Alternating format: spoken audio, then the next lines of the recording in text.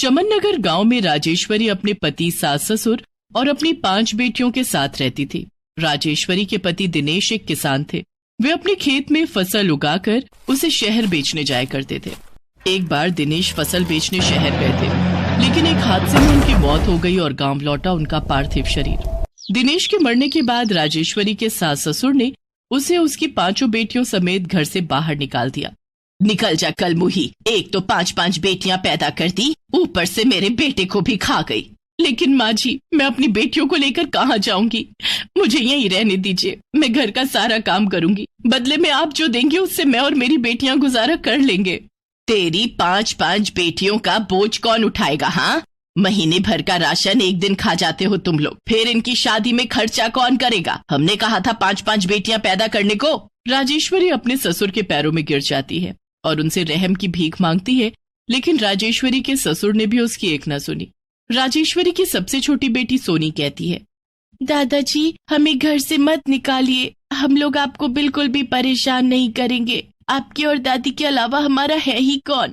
चल हट, हमने तुम लोगों का ठेका नहीं लिया है, चलो जाओ मेरे घर से। बेचारी राजेश्वरी अपनी 5 बेटियों को लेकर वहाँ से चली जाती है। राजेश्वरी की 5 बेटियां सोनिया, प्रभा, कल्पना, मीनू और सोनी बहुत समझदार थी। राजेश्वरी उन 5 के साथ सड़क के किनारे बैठ जाती है और रोने लगती है। बड़ी बेटी सोनिया कहती है, तुम रो मत माँ, देखना एक दिन हम 5 पिताजी की तरह देश की सेवा करेंगी। तुम्हारे पिता तो एक किसान थे सोनिया, तुम 5 किस तरह से देश की सेवा करोगी? किसानी करने के लिए हमारे पास खेत भी नहीं है। तुम्हारे दादाजी ने हमें हमारे हक से भी बेदखल कर दिया। माँ, खेत नहीं हुआ तो क्या हुआ, हम 5 बहनें फौजी बनेंगी और बॉर्डर पर तैनात होकर देश की सेवा करेंगी। मैंने किताबों में पढ़ा है कि देश के जवान कैसे देश की सेवा करते हैं। जय जवान जय किसान। लेकिन मेरी बच्ची, अब तुम लोगों को पढ़ाएगा कौन? तेरे पिता तो हमें छोड़कर चले गए, मेरे पास तो तुम लोगों को खिलाने के लिए भी पैसे नहीं है। पढ़ाई की बात तो बहुत दूर है। तभी राजेश्वरी की दूसरी बेटी प्रभा कहती है, माँ, खाने की चिंता तुम मत करो, हम 5 भूखे रहकर भी अपनी पढ़ाई कर सकती हैं। हम 5 खूब मेहनत से काम करेंगे। लेकिन हम काम क्या करेंगे बेटी? माँ, हम लोगों के घरों में काम मांगने जाएंगे, हमें कहीं न कहीं काम जरूर मिल जाएगा। राजेश्वरी को अपनी 5 बेटियों की आंखों में उम्मीद की किरण नजर आने लगी। उसने 5 को गले से लगा लिया। उस दिन वे लोग भूखे प्यासे सड़क के किनारे सो गए। अगली सुबह राजेश्वरी के साथ वो 5 काम मांगने के लिए लोगों के घरों में जाने लगे। मालकिन, हमें काम की तलाश है, हमें कुछ काम मिल जाता तो आपकी बहुत कृपा होती। तू तो राजेश्वरी है ना, जिसकी 5 बेटियां हैं। अरे, जिस औरत के कोख से एक बेटा भी जन्म ना ले सका, उस औरत का मुंह देखना भी पाप है। तू मनहूस है मनहूस, तुझे कौन काम देगा? वो औरत अपने घर का दरवाजा बंद कर लेती है।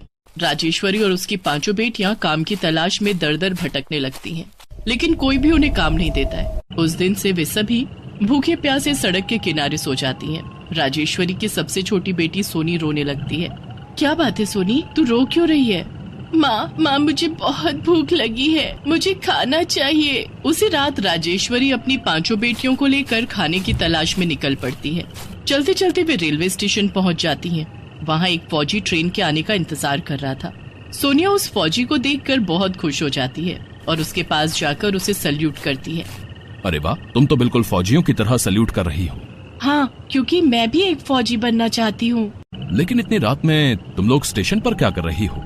हम लोग यहाँ खाने की तलाश में आए हैं। मेरी छोटी बहन को बहुत भूख लगी है, हमने 2 दिनों से कुछ नहीं खाया। क्या? लेकिन क्यों? सोनिया उस फौजी को सारी बात बताती है। सोनिया की बात सुनकर उस फौजी को उन सब पर बहुत दया आ जाती है। उसके पास खाना था। वो अपने बैग से खाना निकालकर राजेश्वरी को देता है। ये लीजिए, ये खाना बहुत ज्यादा तो नहीं है, लेकिन इससे आप लोगों की थोड़ी भूख तो मिट जाएगी। इसे आप लोग खा लीजिए। नहीं भैया, ये खाना आपकी माँ ने आपके लिए दिया होगा, इसे हम नहीं ले सकते। नहीं, ये खाना मेरी माँ ने नहीं दिया। तो फिर किसने दिया? ये खाना मुझे मेस से मिला है। दरअसल हम लोग जहाँ रहते हैं वहाँ एक मेस होती है जहाँ हमारे लिए खाना बनाया जाता है। अच्छा, ये तो बहुत अच्छी बात है। क्या आपके मेस में मुझे खाना बनाने का काम मिल सकता है? मुझे काम की बहुत सख्त जरूरत है। ठीक है, मैं अभी बात करता हूँ। फौजी उसी समय किसी को फोन करता है और राजेश्वरी के लिए बात करता है। राजेश्वरी को काम मिल जाता है। चलिए, आपकी जॉब पक्की हो गई। यहाँ तो नहीं, लेकिन शहर में हमारे हॉस्टल में खाना बनाने वाले की जरूरत है। इसी ट्रेन से मेरे साथ शहर चलिए, मैं आपको वहाँ तक पहुँचा दूंगा। राजेश्वरी अपनी 5 बेटियों के साथ ट्रेन में बैठ जाती है और उस फौजी के साथ शहर आ जाती है। वहाँ राजेश्वरी को फौजियों के मेस में खाना बनाने का काम मिल जाता है।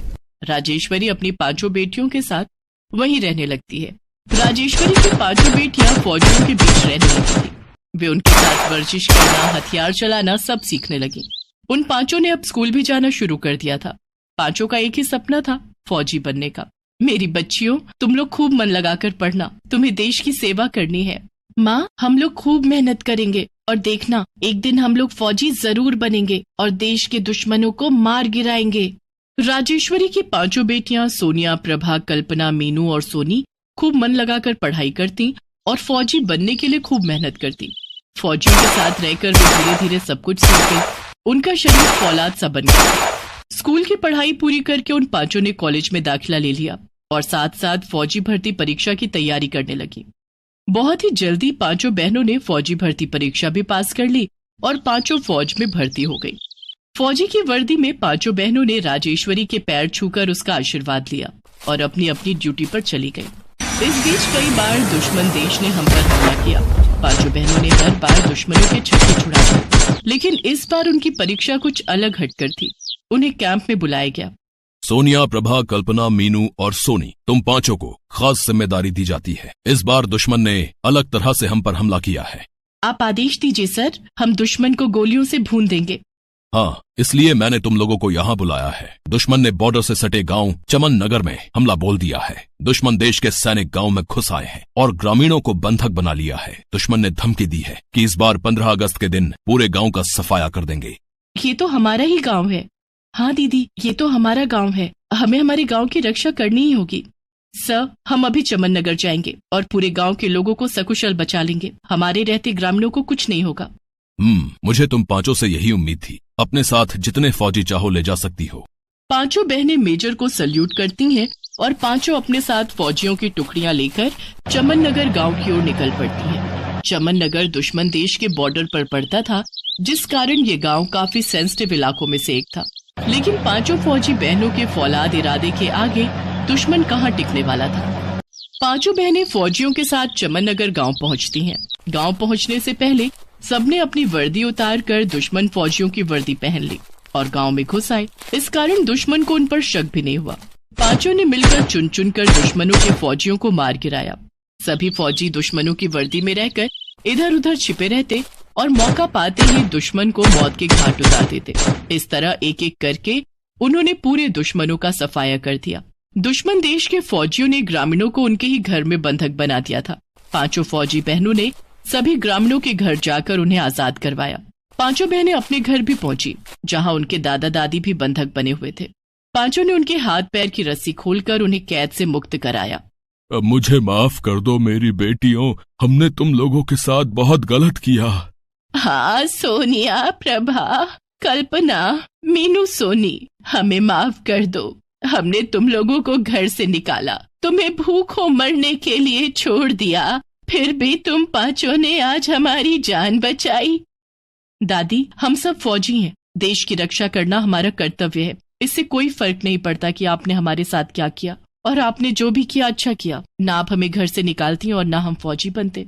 5 बहनों ने 15 अगस्त के दिन अपने गांव को दुश्मनों के चंगुल से आजाद कराया।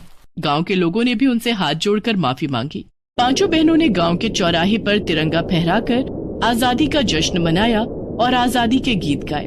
5 बहनों को राष्ट्रपति की तरफ से वीरता पुरस्कार दिया गया। 5 बहनों ने अपना अपना वीरता पुरस्कार राजेश्वरी को अर्पित कर दिया। हमारी इस वीरता पुरस्कार की असली हकदार हमारी माँ है। माँ की मेहनत और प्रेरणा के कारण हम सब बहनें फौजी बन पाए हैं और देश की रक्षा कर रहे हैं। इसलिए हमारा ये वीरता पुरस्कार हम अपनी माँ को सौंप रहे हैं। राजेश्वरी ने मंच पर आकर अपनी 5 बेटियों का वीरता पुरस्कार अपने हाथों में लिया। चमन नगर गांव के सारे लोग ये सब कुछ अपने अपने टीवी पर देख रहे थे। सभी ग्रामीण और राजेश्वरी के सास ससुर राजेश्वरी की 5 बेटियों पर गर्व महसूस कर रहे थे। सभी ग्रामीणों ने चमन नगर गांव का नाम बदलकर फौजी बेटियों का गांव रख दिया। गरीब राजेश्वरी की मेहनत रंग लाई। आज उसकी 5 बेटियों ने पूरे देश में उसका नाम रोशन कर दिया था।